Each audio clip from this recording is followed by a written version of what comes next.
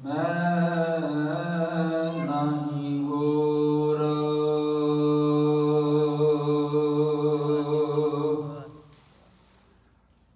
गुर की टेक रहो दिन रात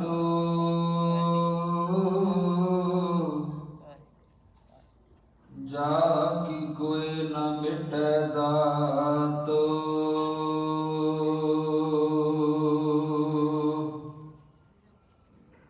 गुर परमेश्वर एको जान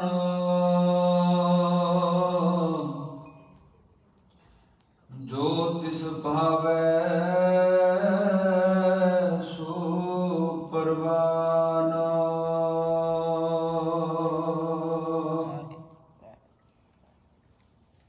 जो तिस भावै सो परवान।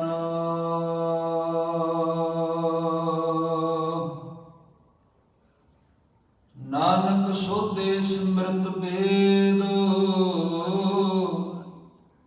पार ब्रह्म गुर नाहि भेद।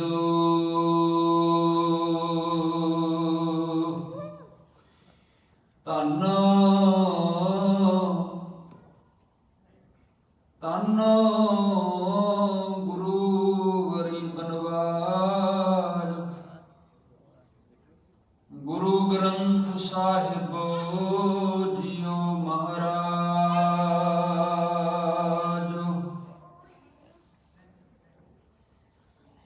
अगन मरै जल पाइयै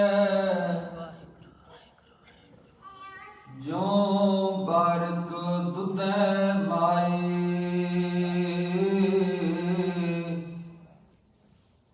बिन जल कमल सुना थियै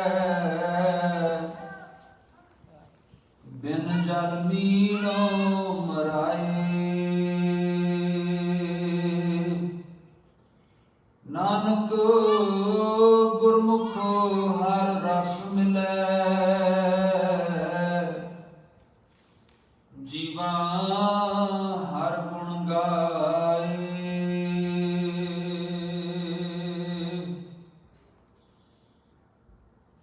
नानक गुरमुख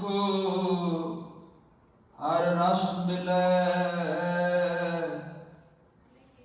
जीवा हर गुण गाए।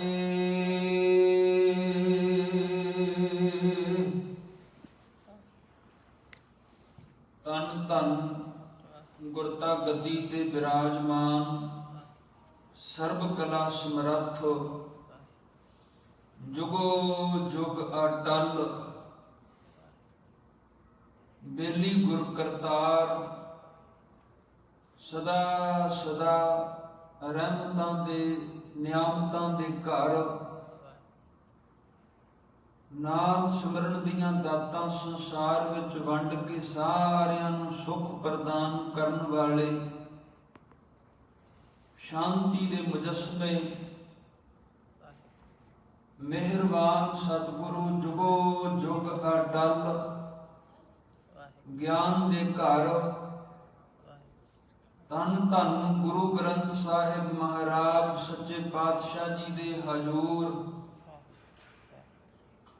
ਸੰਧਿਆ ਵੇਲੇ ਦੇ ਇਹਨਾਂ ਦੀਵਾਨਾਂ ਵਿੱਚ ਸੱਜ ਬੈਠੇ ਵੱਡ ਭਾਗੇ ਸਤ ਸੰਗੀ ਜਨੋ।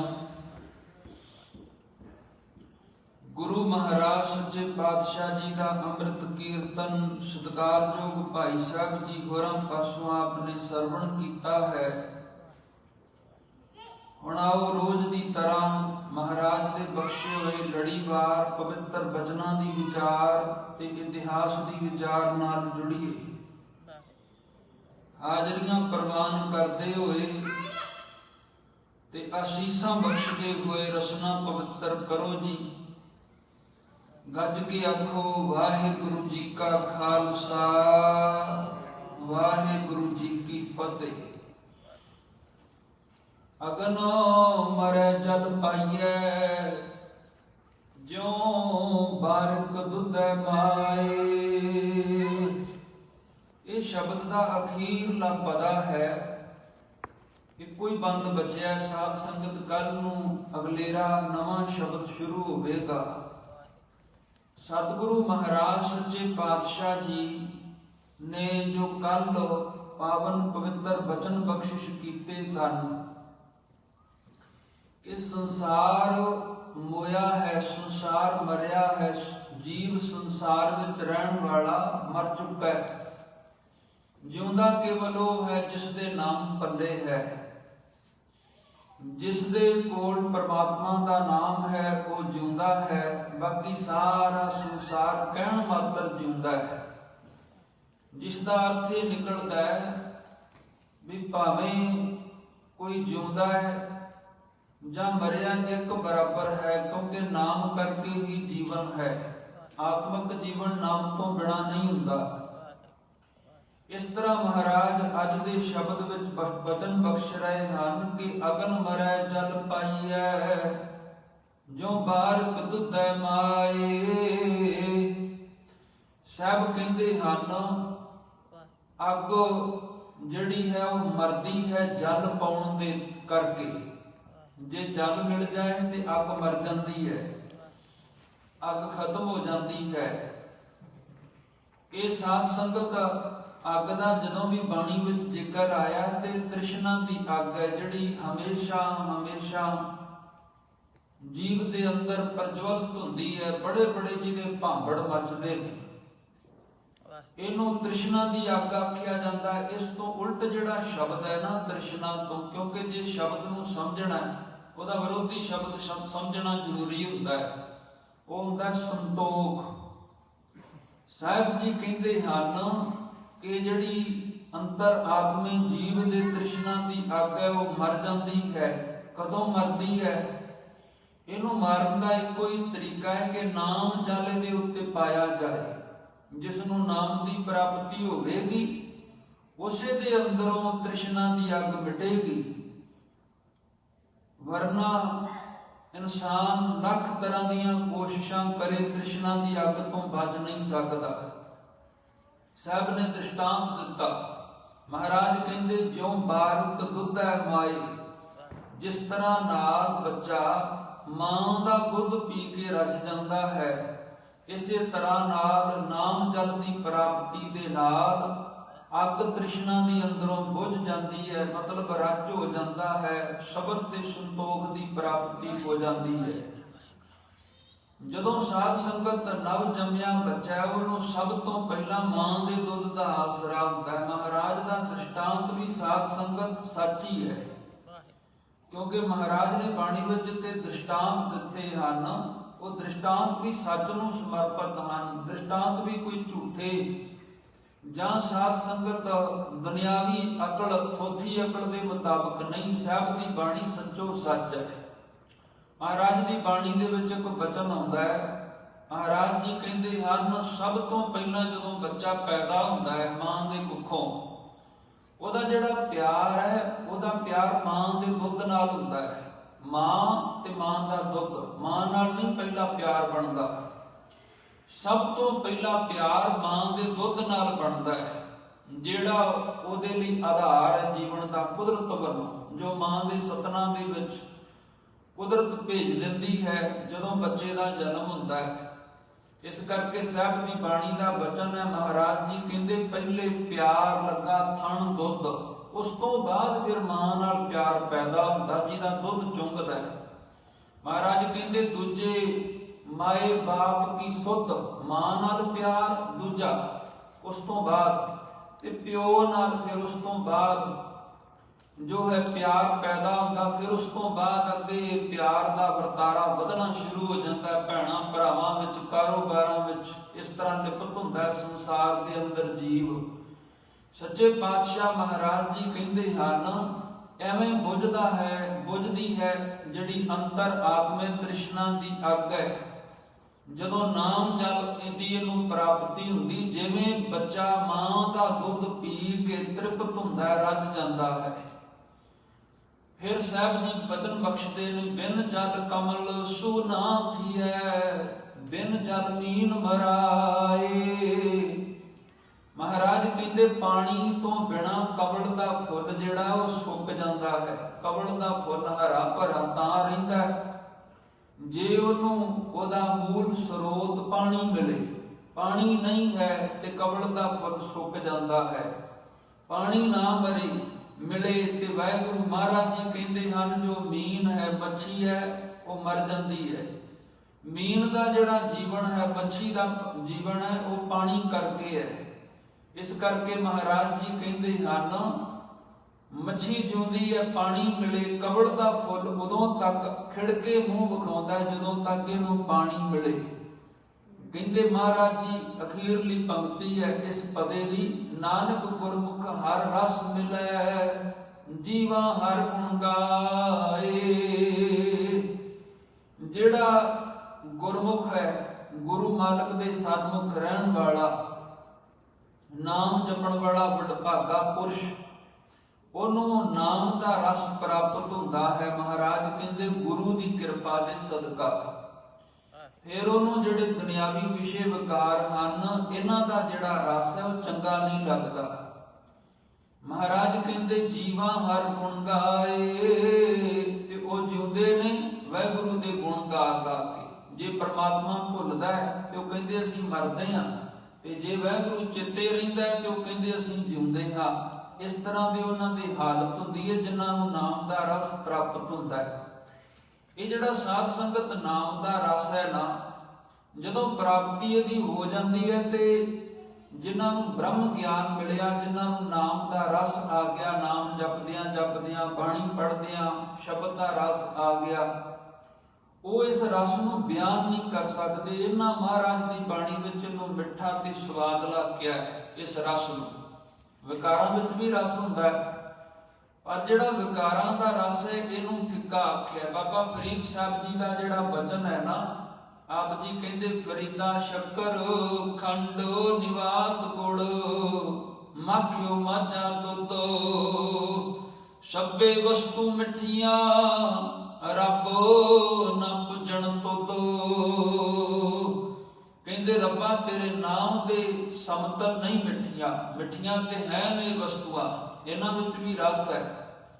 ਕਿਹੜੀਆਂ ਕਿਹੜੀਆਂ ਚੀਜ਼ਾਂ? ਆਪ ਜੀ ਕਹਿੰਦੇ ਨੇ ਸ਼ੱਕਰ, ਖੰਡ, ਨਿਵਾਤ, ਨਿਵਾਤ ਆਖੀ ਦਾ ਸਾਧ ਸੰਗਤ ਮਿਸ਼ਰੀ ਨੂੰ, ਨਿਵਾਤ ਗੁੜ, ਮਾਖਿਓ ਮਾਝਾ ਦੁੱਧ। ਮਾਖਿਓ ਦਾ ਮਤਲਬ ਹੁੰਦਾ ਸ਼ਹਿਦ, ਮਾਝਾ ਦੁੱਧ ਦਾ ਮਤਲਬ ਹੈ ਜਿਹੜਾ ਮੱਝਾਂ ਦਾ ਦੁੱਧ ਹੈ।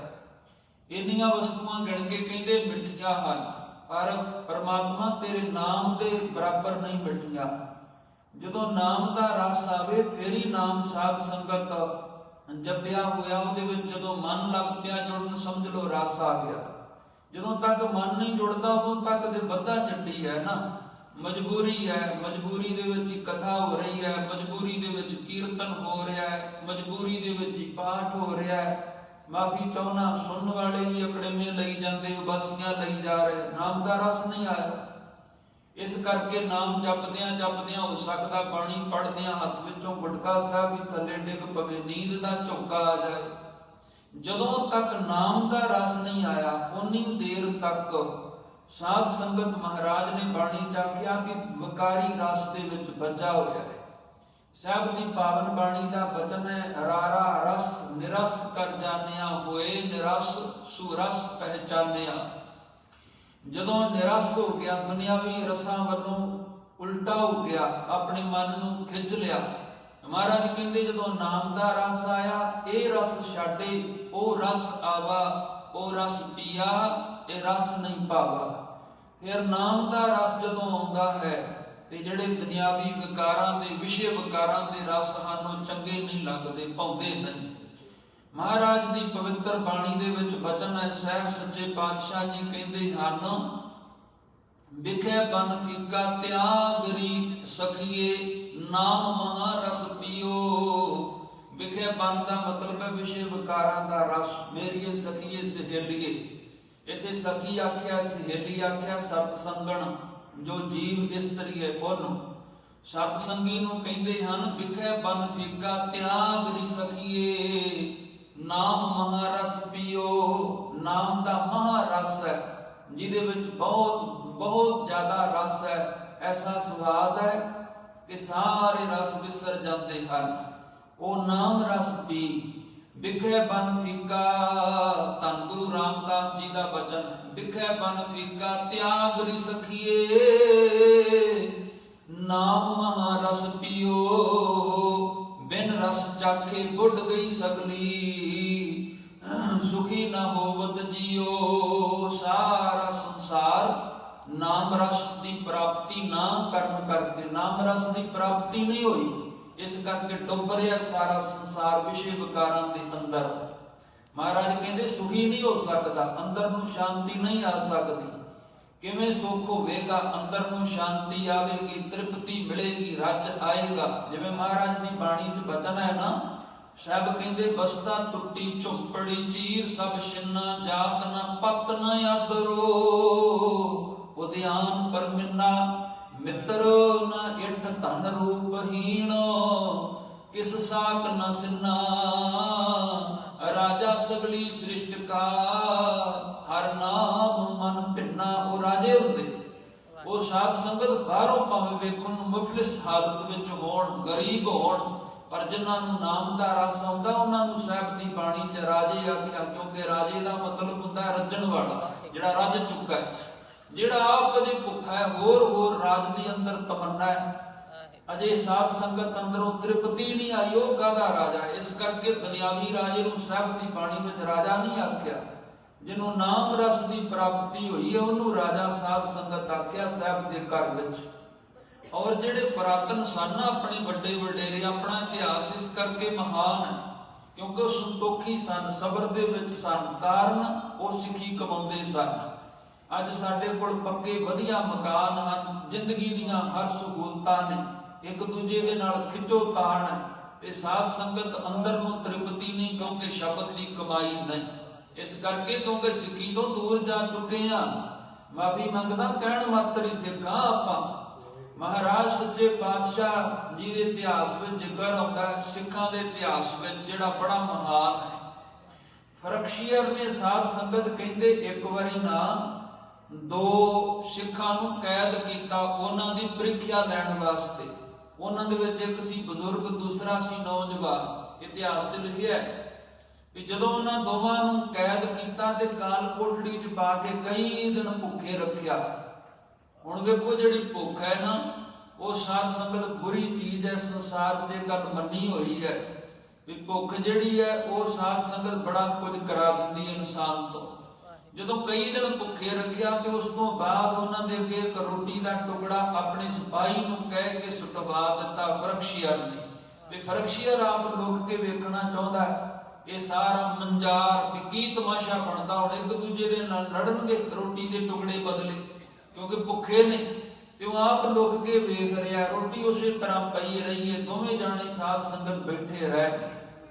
ਸਾਖੀ ਇਸ ਤਰ੍ਹਾਂ ਕਹਿੰਦੀ ਹੈ ਕਿ ਬਜ਼ੁਰਗ ਉੱਠਿਆ, ਬਜ਼ੁਰਗ ਨੇ ਉੱਠ ਕੇ ਰੋਟੀ ਦਾ ਟੁਕੜਾ ਚੁੱਕਿਆ, ਨੌਜਵਾਨ ਨੂੰ ਦੇ ਦਿੱਤਾ ਤੇ ਮੁਖ ਦੇ ਵਿੱਚੋਂ ਇਹ ਬਚਨ ਆਖਿਆ, ਲੈ ਨੌਜਵਾਨ ਸੂਰਬੀਰ ਬਹਾਦਰ ਯੋਧਿਆ ਖਾ ਲਾ। ਮੈਂ ਤੇ ਬਜ਼ੁਰਗਾਂ ਉਮਰ ਹੰਢਾ ਚੁੱਕਾ, ਮੈਂ ਹੁਣ ਹੋਰ ਜੀਉ ਕੇ ਕੀ ਕਰਨਾ। ਮੇਰੀਆਂ ਨਾਲੇ ਬੁੱਢੀਆਂ ਹੱਡੀਆਂ ਦੀ ਕੀ ਲੋੜ ਹੈ ਪੰਥ ਨੂੰ, ਤੇਰੀ ਜਵਾਨੀ ਦੀ ਲੋੜ ਹੈ, ਤੂੰ ਖਾ, ਤੇਰੇ ਸਰੀਰ ਵਿੱਚ ਤਾਕਤ ਆ ਸਕੇ। ਤੇ ਸਾਧ ਸੰਗਤ ਉਹ ਨੌਜਵਾਨ ਨੇ ਰੋਟੀ ਨਾ ਖਾਧੀ, ਅੱਗੇ ਪਈ ਰਹੀ। ਨੌਜਵਾਨ ਫਿਰ ਉਸ ਤੋਂ ਬਾਅਦ ਬਜ਼ੁਰਗ ਨੂੰ ਰੋਟੀ ਦਿੰਦਿਆਂ ਹੋਇਆਂ ਕਹਿੰਦਾ, ਬਜ਼ੁਰਗੋ ਵੇਖੋ ਸਤਿਕਾਰ, ਮੈਂ ਤੇ ਅਜੇ ਨੌਜਵਾਨ ਹਾਂ, ਮੇਰੇ ਅੰਦਰ ਚਰਬੀ ਹੈ, ਚਰਬੀ ਕੁਝ ਦਿਨ ਢਲੇਗੀ, ਕੁਝ ਦਿਨ ਜ਼ਿੰਦਗੀ ਦੇ ਜੀਉ ਸਕਦਾ, ਮੈਂ ਰੋਟੀ ਤੋਂ ਬਿਨਾਂ ਕੱਢ ਸਕਦਾ। ਤੁਸੀਂ ਬਜ਼ੁਰਗੋ ਤੁਹਾਡੀਆਂ ਬੁੱਢੀਆਂ ਹੱਡੀਆਂ ਨੇ, ਤੁਹਾਡਾ ਸਰੀਰ ਕਮਜ਼ੋਰ ਹੈ, ਰੋਟੀ ਦੀ ਤੁਹਾਨੂੰ ਮੇਰੇ ਨਾਲੋਂ ਵਧੇਕ ਲੋੜ ਹੈ, ਤੁਸੀਂ ਖਾਓ। ਸਾਧ ਸੰਗਤ ਇੱਕ ਦੂਜੇ ਨੂੰ ਰੋਟੀ ਦਿੰਦੇ ਰਹੇ, ਖਾਧੀ ਨਹੀਂ। ਅਖੀਰ ਨੂੰ ਦੋਵਾਂ ਨੇ ਰੋਟੀ ਅੱਧੀ ਅੱਧੀ ਕਰਕੇ ਖਾ ਲਈ ਹੈ। ਸਬਰ, ਇਹ ਹੈ ਸਾਧ ਸੰਗਤ ਸੰਤੋਖ, ਜਿਹਦੀਆਂ ਉਦਾਹਰਨਾਂ ਇਤਿਹਾਸ ਵਿੱਚ ਹੀ ਰਹਿ ਗਈਆਂ। ਇਸ ਤਰ੍ਹਾਂ ਦੇ ਸਾਧ ਸੰਗਤ ਸਾਡੇ ਵੱਡੇ ਵਡੇਰਿਆਂ ਨੇ ਪੂਰਨੇ ਪਾਏ ਨੇ। ਕਿਉਂ ਭੁੱਲ ਰਹੇ ਆਪਣੇ ਇਤਿਹਾਸ ਨੂੰ? ਸੱਚੇ ਪਾਤਸ਼ਾਹ ਮਹਾਰਾਜ ਗਰੀਬ ਨਵਾਜ ਜੀ ਜੋ ਬਚਨ ਕਹਿ ਰਹੇ ਨੇ, ਤ੍ਰਿਸ਼ਨਾ ਦੀ ਅੱਗ ਮਿਟਦੀ ਹੈ, ਅੰਦਰ ਸਬਰ ਆਉਂਦਾ ਹੈ, ਸੰਤੋਖ ਆਉਂਦਾ ਹੈ। ਇਹ ਇਸ ਕਰਕੇ ਕਿਉਂਕਿ ਨਾਮ ਚਿੱਤ ਆਵੇ, ਗੁਰੂ ਚਿੱਤ ਆਵੇ। ਜੇ ਸਾਧ ਸੰਗਤ ਘੋੜਿਆਂ ਦੀਆਂ ਕਾਠੀਆਂ ਤੇ ਰਹਿੰਦੇ ਸਨ ਤੇ ਗੁਰੂ ਚੇਤੇ ਆਉਂਦਾ ਸੀ। ਜੰਗਲਾਂ ਬੇਲਿਆਂ ਵਿੱਚ ਰਹਿੰਦੇ ਸਨ, ਗੁਰੂ ਚੇਤੇ ਸੀ ਤੇ ਸੱਚੇ ਪਾਤਸ਼ਾਹ ਦੀ ਕਿਰਪਾ ਦੇ ਸਦਕਾ ਅੰਦਰ ਸਬਰ ਵੀ ਸੀ। ਵਰਨਾ ਜਿਹੜਾ ਸਬਰ ਹੈ ਨਾ ਨਹੀਂ ਆਉਂਦਾ। ਭਾਵੇਂ ਮਹਾਰਾਜ ਬਾਣੀ 'ਚ ਕਹਿੰਦੇ ਲੱਖਾਂ ਪਤੀ ਕਰੋੜਾਂ ਪਤੀ ਹੋਵੇ, ਅਜੇ ਅੰਦਰ ਤ੍ਰਿਸ਼ਨਾ ਹੋਰ ਬਣੀ ਰਹਿੰਦੀ ਹੈ। ਸਭ ਦਾ ਬਚਨ ਹੈ ਨਾ, ਮਹਾਰਾਜ ਕਹਿੰਦੇ ਸਹਿਸ ਖੱਟੇ ਲੱਖ ਕੋ ਉਠ ਧਾਵੈ, ਤ੍ਰਿਪਤ ਨ ਆਵੈ ਮਾਇਆ ਪਾਛੈ ਪਾਵੈ। ਕਲਗੀਧਰ ਪਿਤਾ ਮਹਾਰਾਜ ਸੱਚੇ ਪਾਤਸ਼ਾਹ ਜੀ ਨੇ ਇਸ ਕਰਕੇ ਜਿਹੜੇ 52 ਬਚਨ ਆਖੇ ਨੇ, ਉਹਨਾਂ ਬਚਨਾਂ ਦੇ ਵਿੱਚ ਆਖਿਆ ਕਿ ਜਦੋਂ ਨਾਤਾ ਕਰਨਾ ਹੈ, ਸਿੱਖੀ ਵੇਖਣੀ ਹੈ, ਜਦੋਂ ਸਾਧ ਸੰਗਤ ਧੀ ਤੇ ਪੁੱਤ ਦਾ ਨਾਤਾ ਕਰਨਾ, ਮਹਾਰਾਜ ਨੇ ਹੁਕਮ ਕੀਤਾ 52 ਬਚਨਾਂ ਦੇ ਵਿੱਚੋਂ ਵੀ ਮੇਰੇ ਸਿੱਖ ਨੇ ਸਿੱਖੀ ਵੇਖਣੀ ਹੈ, ਕਿਉਂਕਿ ਸਿੱਖੀ ਪਿਆਰੀ ਹੋਣੀ ਚਾਹੀਦੀ। ਸਿੱਖ ਨੂੰ ਸਿੱਖੀ ਬੜੀ ਮਹਿੰਗੀ ਹੈ। ਸਿੱਖੀ ਮਿਲਦੀ ਹੈ ਬਾਣੀ ਪੜ੍ਹ ਕੇ, ਨਾਮ ਜਪ ਕੇ, ਕਮਾਈ ਦੇ ਨਾਲ। ਸਿੱਖੀ ਬਾਜ਼ਾਰਾਂ ਦੇ ਵਿੱਚ ਨਹੀਂ ਵਿਕਦੀ। ਮਹਾਰਾਜ ਸੱਚੇ ਪਾਤਸ਼ਾਹ ਜੀ ਜੋ ਆਪਾਂ ਨੂੰ ਉਪਦੇਸ਼ ਦੇ ਰਹੇ ਨੇ, ਸਮਾਪਤੀ ਕਰੀਏ ਇੱਥੇ ਹੀ। ਮਹਾਰਾਜ ਜੀ ਕਹਿੰਦੇ ਨੇ ਕਿ ਨਾਮ ਦੀ ਕਿਰਪਾ ਦੇ ਸਦਕਾ, ਨਾਮ ਦੀ ਬਰਕਤ ਦੇ ਨਾਲ ਇਹ ਅੰਦਰ ਨੂੰ ਤ੍ਰਿਸ਼ਨਾ ਦੀ ਅੱਗ ਮਿਟਦੀ ਹੈ ਤੇ ਸੰਤੋਖ ਆਉਂਦਾ। ਗੁਰੂ ਰਾਮਦਾਸ ਜੀ ਦਾ ਬਚਨ ਸਭ ਕਹਿੰਦੇ ਵਿਖੇ ਬਨ ਫੀਕਾ ਤਿਆਗਰੀ ਸਖੀਏ, ਨਾਮ ਮਹਾਰਸ ਪੀਓ, ਬਿਨ ਰਸ ਚਾਖੇ ਬੁੱਢ ਗਈ ਸਗਲੀ, ਸੁਖੀ ਨਾ ਹੋਵਤ ਜੀਓ। ਮਹਾਰਾਜ ਸਾਹਿਬ ਜੀ ਕਹਿੰਦੇ ਮਾਨ ਮਹਿਤ ਨਾ ਸਕਤ ਹੀ ਕਾਈ, ਸਾਧਾਂ ਦਾਸੀ ਥੀਓ। ਮਾਨ ਮਹਤ ਜਿਹੜੀਆਂ ਵਡਿਆਈਆਂ ਨੇ ਸੰਸਾਰ ਵਿੱਚ, ਮਾਣ ਹਰ ਇਨਸਾਨ ਚਾਹੁੰਦਾ ਮੈਨੂੰ ਆਦਰ ਮਿਲੇ, ਵਡਿਆਈ ਮਿਲੇ। ਮਹਾਰਾਜ ਕਹਿੰਦੇ ਸ਼ਕਤੀ ਕੋਲ ਹੋਵੇ ਤੇ ਵਡਿਆਈਆਂ ਨਾਲ ਤੇ ਸ਼ਕਤੀਆਂ ਨਾਲ, ਤਾਣ ਦੇ ਨਾਲ ਇਹ ਪ੍ਰਾਪਤੀ ਨਹੀਂ ਹੁੰਦੀ, ਕਿਉਂਕਿ ਇਹ ਪ੍ਰਾਪਤੀ ਗੁਰਾਂ ਦੀ ਕਿਰਪਾ ਦੇ ਸਦਕਾ ਹੁੰਦੀ ਹੈ। ਸਾਧਾਂ ਦਾਸੀ ਥੀਓ, ਸਾਧਾਂ ਦਾ ਮਤਲਬ ਗੁਰਮੁਖ ਨਾਮ ਜਪਣ ਵਾਲੇ, ਉਹਨਾਂ ਦੀ ਸੇਵਕਾ ਬਣ ਜਾ, ਉਹਨਾਂ ਦੀ ਦਾਸੀ ਬਣ ਜਾ, ਤਾਂ ਇਹ ਪ੍ਰਾਪਤੀ ਹੋਵੇਗੀ। ਮਹਾਰਾਜ ਕਹਿੰਦੇ ਨਾਨਕ ਸੇ ਦਰ ਸੋਭਾ ਬੰਤੇ, ਜੋ ਪ੍ਰਭ ਆਪਣੇ ਕੀਓ। ਜਿਹੜੇ ਵਾਹਿਗੁਰੂ ਨੇ ਆਪਣੇ ਬਣਾ ਲਏ, ਉਹ ਵਾਹਿਗੁਰੂ ਦੇ ਦਰ ਤੇ ਸੋਭਾ ਬੰਤੇ ਹੁੰਦੇ, ਉਹਨਾਂ ਨੂੰ ਸ਼ੋਭਾ ਦੀ ਪ੍ਰਾਪਤੀ ਹੁੰਦੀ ਹੈ। ਸੱਚੇ ਪਾਤਸ਼ਾਹ ਜੀ ਕਹਿ ਰਹੇ ਨਾਨਕ ਗੁਰਮੁਖ ਹਰ ਰਸ ਮਿਲੈ, ਜੀਵਾ ਹਰ ਗੁਣ ਗਾਏ। ਸਭ ਦੀ ਕਿਰਪਾ ਕਰਨ, ਅਸੀਂ ਗੁਣਾਂ ਨੂੰ ਗਾਈਏ, ਮਾਲਕ ਦੀ ਸਿਫਤ ਕਰੀਏ ਜੋ ਸਿਫਤ ਕਰਨ ਦੇ ਯੋਗ ਹੈ, ਤਾਂ ਕਿ ਸਾਨੂੰ ਆਤਮਿਕ ਜੀਵਨ ਦੀ ਪ੍ਰਾਪਤੀ ਹੋਵੇ। ਬਾਬਾ ਗੁਰੂ ਨਾਨਕ ਸਾਹਿਬ ਸੱਚੇ ਪਾਤਸ਼ਾਹ ਮਹਾਰਾਜ ਨਿਰੰਕਾਰੀ ਦਾਤਾ ਜੀ ਸਮੇਰ ਪਰਬਤ ਦੇ ਉੱਪਰ ਚੜ ਗਏ। ਸਾਧ ਸੰਗਤ ਬੜੇ ਹੈਰਾਨ ਹੋਏ, ਸਿੱਧ ਜੋਗੀ ਬੜੇ ਹੈਰਾਨ ਨੇ ਕਿ ਐਡੇ ਉੱਚੇ ਪਰਬਤ ਦੇ ਉੱਤੇ ਤੁਸੀਂ ਕਿਵੇਂ ਚੜ ਗਏ ਹੋ। ਸਤਿਗੁਰੂ ਮਹਾਰਾਜ ਦੇ ਨਾਲ ਇਹਨਾਂ ਦੀ ਗੋਸ਼ਟੀ ਹੋਈ, ਵਿਚਾਰਾਂ ਹੋਈਆਂ। ਜਦੋਂ ਮਹਾਰਾਜ ਦੀ ਵਿਚਾਰ ਨੂੰ ਇਹਨਾਂ ਨੇ ਸੁਣਿਆ ਕਿ ਸੱਚੇ ਪਾਤਸ਼ਾਹ ਜੀ ਦੀ ਵਿਚਾਰ ਰੱਬ ਦੀ ਵਿਚਾਰ ਹੈ, ਗੁਰਾਂ ਦੀ ਵਿਚਾਰ ਤੇ ਰੱਬ ਦੀ ਵਿਚਾਰ ਵਿੱਚ ਕੋਈ ਫਰਕ ਨਹੀਂ ਹੁੰਦਾ। ਦੂਜੀ ਗੱਲ ਆਪਣੇ ਪੱਲੇ ਵੱਜ ਜਾਵੇ ਕਿ ਜੋ ਗੁਰਾਂ ਦੀ ਵਿਚਾਰ ਉਹ ਅਭੁੱਲ ਹੈ, ਉਹ ਸ੍ਰੇਸ਼ਟ ਹੈ, ਉਹ ਸੱਤ ਹੈ, ਉਹ ਸਦਾ ਲਈ ਸਾਧ ਸੰਗਤ ਸੰਪੂਰਨ ਹੈ। ਦੁਨਿਆਵੀ ਵਿਚਾਰ ਝੂਠੀ ਹੋ ਸਕਦੀ ਹੈ, ਪਰ ਗੁਰਾਂ ਦੀ ਜਿਹੜੀ ਪਵਿੱਤਰ ਵਿਚਾਰ ਹੈ ਉਹ ਸਦੀਵ ਕਾਲ ਸੱਚੀ ਹੁੰਦੀ ਹੈ। ਬਚਨ ਆਪਾਂ ਪੜ੍ਹਦੇ ਹਾਂ ਨਾ, ਸਾਹਿਬ ਦਾ ਮਹਾਰਾਜ ਜੀ ਕਹਿੰਦੇ ਨੇ ਭੁੱਲਣ ਅੰਦਰ ਸਭ ਕੋ, ਅਭੁੱਲ ਗੁਰੂ ਕਰਤਾਰ। ਗੁਰੂ ਮਹਾਰਾਜ ਦੇ ਪਵਿੱਤਰ ਬਚਨਾਂ ਨੂੰ ਸੁਣਿਆ, ਇਹਨਾਂ ਦੇ ਹਿਰਦੇ ਨੂੰ ਠੰਡ ਪੈ ਗਈ, ਇਹਨਾਂ ਦੇ ਮਨ ਨੂੰ ਸੁੱਖ ਆ ਗਿਆ, ਅੰਦਰ ਨੂੰ ਤ੍ਰਿਪਤੀ ਆਈ, ਸ਼ਾਂਤੀ ਆਈ। ਬੜੇ ਪ੍ਰਭਾਵਿਤ ਹੋ ਗਏ ਮਹਾਰਾਜ ਤੋਂ। ਜਦੋਂ ਪ੍ਰਭਾਵਿਤ ਹੋਏ ਸਾਰੇ ਜੋਗੀ ਤੇ ਉਹਨਾਂ ਨੇ ਆਪਸ ਵਿੱਚ ਮੀਟਿੰਗ ਕੀਤੀ ਹੈ, ਵਿਚਾਰਾਂ ਕੀਤੀਆਂ ਵੀ ਇਹ ਜਿਹੜਾ ਬਾਲੜਾ ਇਹਨੂੰ ਆਪਾਂ ਜੋਗ ਮਤ ਵਿੱਚ ਲੈ ਆਈਏ। ਲੰਮੀਆਂ ਲੰਮੀਆਂ ਉਮਰਾਂ ਦੇ ਮਾਲਕ ਜੋਗੀ ਕਹਿੰਦੇ ਕਿਸ ਤਰ੍ਹਾਂ ਲੈ ਕੇ ਆਈਏ।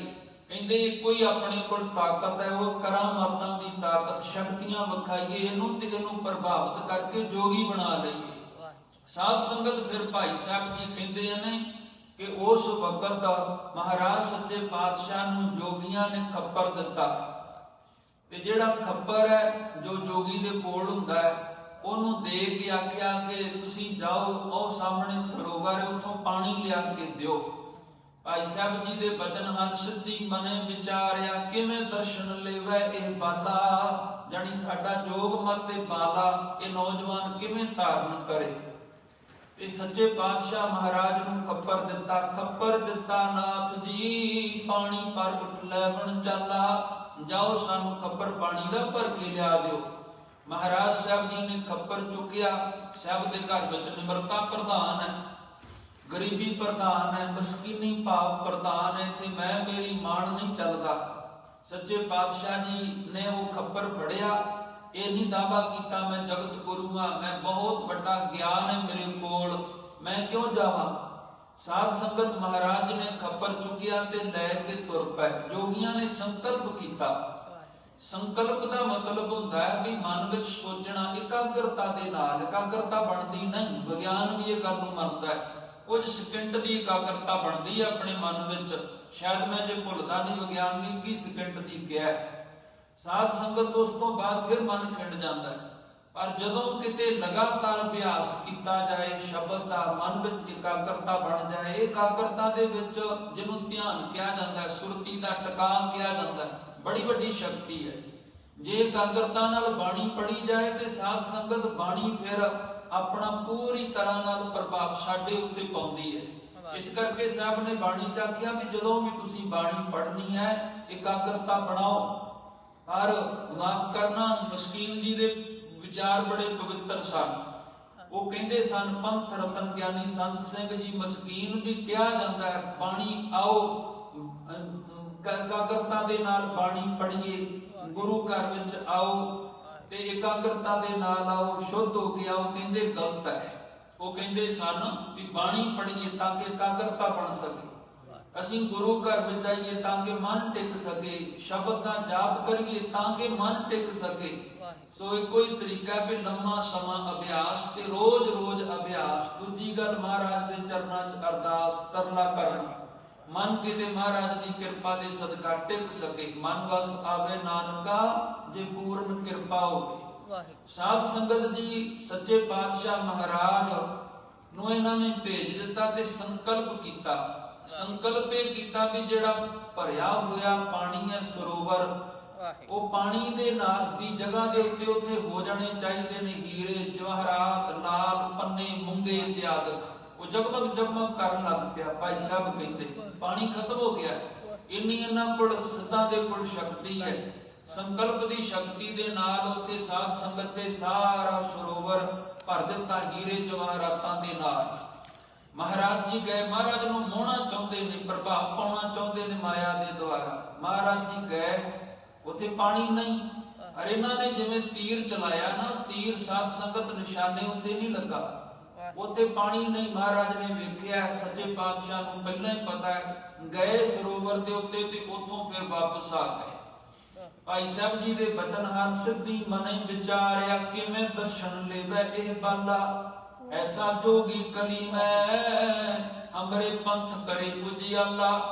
ऐसा जोगी कली मैं हमरे पंथ करे उजियाला। फिर आया गुरनाथ जी सबे गुरु सतगुर अगम अगाध पुरख, केड़ा चले गुरु दी चाला। फिर आया गुरनाथ जी पानी ठोड़ नहीं उस ताला। महाराज जी वापस आ गया। आगे कहते नाथ जी तुसीं ते कहंदे हो सानू तरलोकी दी सोची है, तुसीं ते कहंदे हो सानू तिन्नां लोकां दा पता है। उल्टा अपनी गल दे विच आप ही साध संगत आ गए, थल्ले आ गए। महाराज दे बचनां दे विचार तो प्रभावित हो गए। महाराज साहब सच्चे पातशाह जी ने आख्या, नाथ जी तुहानू ये नहीं पता भी उस सरोवर दे विच पानी नहीं है। महाराज ने आख्या उत्ते तुहानू नहीं पता भी हीरे जवाहरात ने। हैरान हो गए।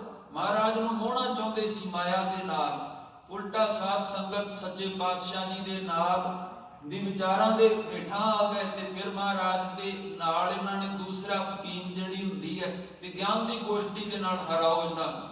फिर महाराज नाल विचारां कीतियां, बड़ा लंबा समा सिद्ध गोष्ठ होई है।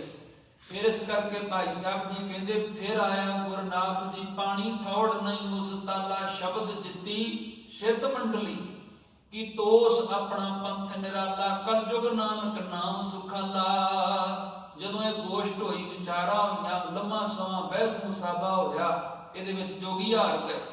शब्द जित्ती सिद्ध मंडली की तोस अपना पंथ निराला। कल युग नानक नाम सुखाला। नाम दे सुखे राह उत्ते जोगियां नूं तोरिया। बड़े सारे जोगी साध संगत सिख हो गए, महाराज दे बचनां तो प्रभावित हो गए। उन्हां निर्णय कीता भी असीं पर्वतां नूं छड्ड के ਮੈਦਾਨੀ ਇਲਾਕਿਆਂ ਵਿੱਚ ਜਾ ਕੇ ਗੁਰੂ ਨਾਨਕ ਸਾਹਿਬ ਦੀ ਸਿੱਖੀ ਦਾ ਪ੍ਰਚਾਰ ਕਰਾਂਗੇ। ਫਿਰ ਮਹਾਰਾਜ ਨੇ ਉੱਥੋਂ ਚਾਲੇ ਪਾਉਣੇ ਹਨ। ਇੱਥੋਂ ਆਪਾਂ ਇਤਿਹਾਸ ਦੀ ਵਿਚਾਰ ਕੱਲ੍ਹ ਨੂੰ ਆਰੰਭ ਕਰਾਂਗੇ। ਹੋਈਆਂ ਬੇਅੰਤ ਭੁੱਲਾਂ ਗਲਤੀਆਂ ਲਈ ਖਿਮਾ ਬਖਸ਼ੋ ਜੀ। ਆਓ ਗੁਰਮੁਖ ਪਿਆਰਿਆਂ ਪਾਸੋਂ ਸਾਹਿਬ ਦੀ ਪਵਿੱਤਰ ਬਾਣੀ ਦਾ ਸ਼ਬਦ ਕੀਰਤਨ ਸਰਵਣ ਕਰੀਏ। ਵਾਹਿਗੁਰੂ ਜੀ ਕਾ ਖਾਲਸਾ